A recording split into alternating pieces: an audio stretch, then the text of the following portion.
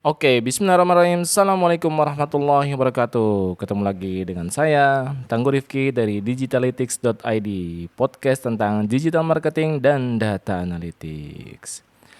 Oke, kali ini saya akan bahas tentang CAC dan CPP. Apaan tuh?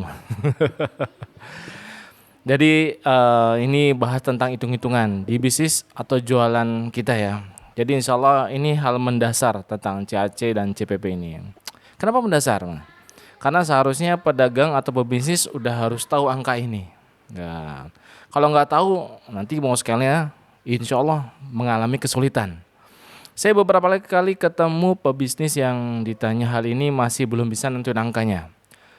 Jelas, jadi kalau saya tanya berapa CAC, berapa CPP-nya mas? Berapa ya? Ya alhamdulillah untung aja. Jadi ya jawaban-jawaban seperti itu kadang sering kali saya dapat ya. Jadi CAC dan CPP ini angkanya juga bersifatnya dinamis. Tapi tahu angkanya menjadi suatu kewajiban untuk kita sebagai pebisnis atau pedagang. Jadi apaan sih mas CAC dan CPP itu? Nah pertama CAC itu kalau googling udah banyak lah, banyak yang jelasin juga tentang CAC. Jadi cost acquisition customer ya CAC. Jadi berapa costnya yang didapat saat kita mengakuisisi customer.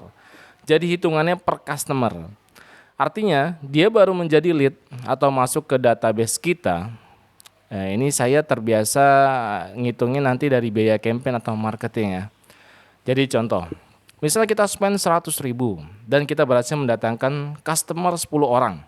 Nah, ini berarti biaya marketing untuk mendatangkan user ke bisnis kita itu 100.000 dibagi 10.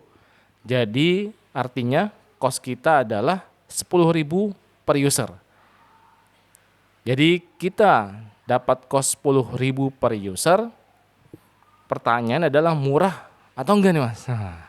Tergantung ya, tergantung model dan jenis bisnis masing-masing. Nah, itu dia. Jadi kalau perihal murah itu ya tergantung juga, ya enggak juga ya. 10.000 murah enggak? Ya tergantung. Kalau bisnisnya properti, insya Allah murah tuh ya segini banyak. Kalau jualan sayur, wah ini ya repot. Jadi kalau kita mainan FB Ads dan masuk ke WA, sok biasa nama disebut CPL atau CPR nih. Cost per lead atau cost per resultnya berapa.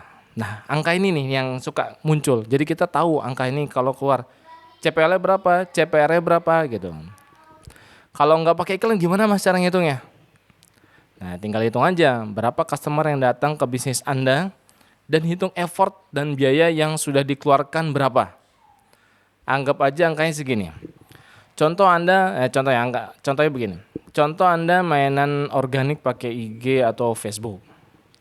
Contohnya kos karyawan Anda itu 1 bulan total adalah 10 juta misalnya ya. Nah Anda bisa mendatangkan 1.000 lead di bulan itu. Nah, berarti kos untuk ngedatengin 1.000 lead ini adalah 10.000 per leadnya. Betul nggak? Coba 10 juta dibagi 1.000. Ya betul ya. Jadi 1 bulan saya bisa mendatangkan 1.000 lead. Dengan cost tadi ya 10 juta 1.000 lead. Berarti 10 juta dibagi 1.000. Artinya saya mendapatkan cost per akuisisi per customernya itu adalah 10.000. Jadi CAC Anda bisa dihitung seperti ini. Simple insya Allah. Jadi kalau pastikan angka ini selalu ada di keseharian. Perubahannya bisa divisualisasikan minimal daily lah. Kalau nggak bisa real time.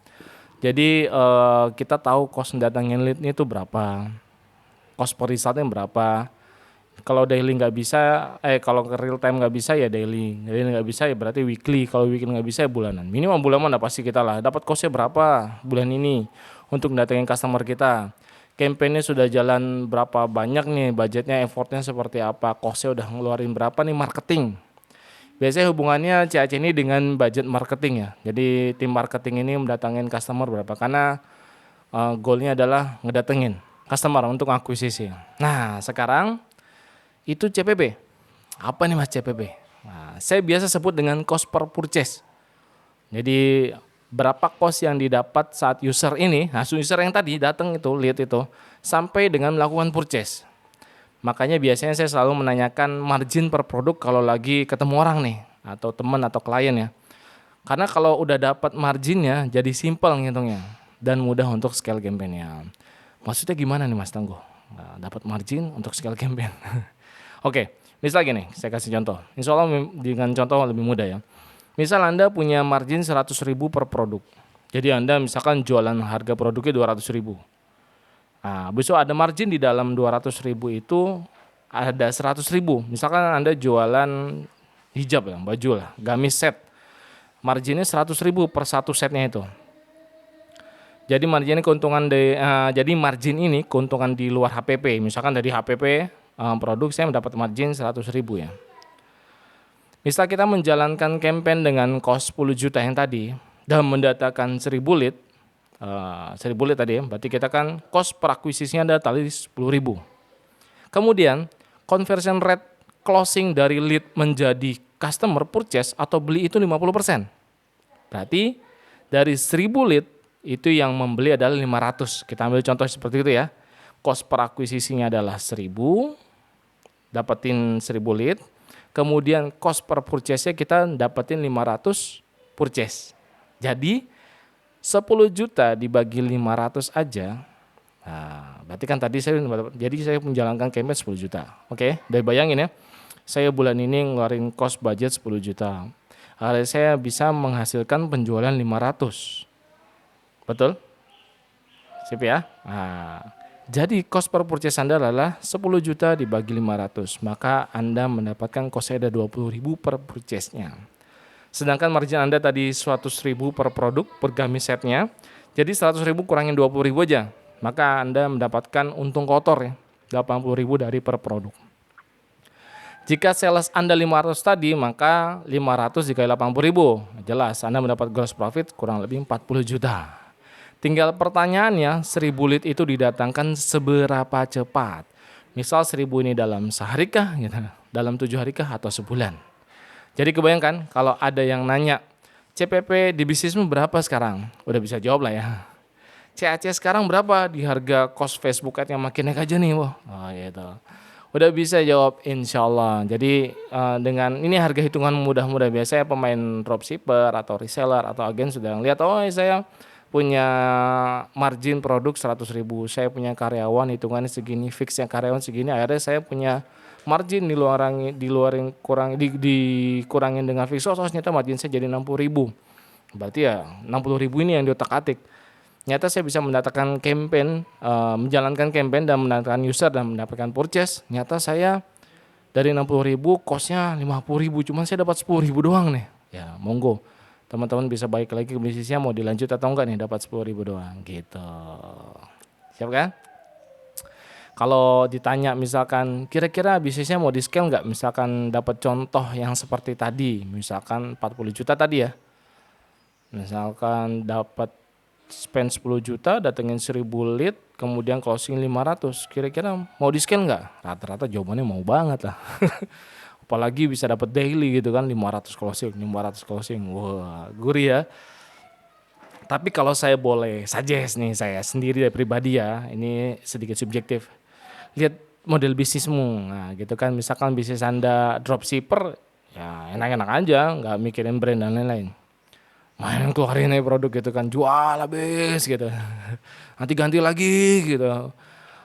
Habis itu riset lagi produk gitu. Nah, jadi nanti kalau mau scale pertanyaannya balik lagi di fase mana bisnis Anda. Udah siap di scale atau belum? Saya lihat ada yang kecepatan nge-scale-nya gitu ya. Cepat juga turunnya gitu.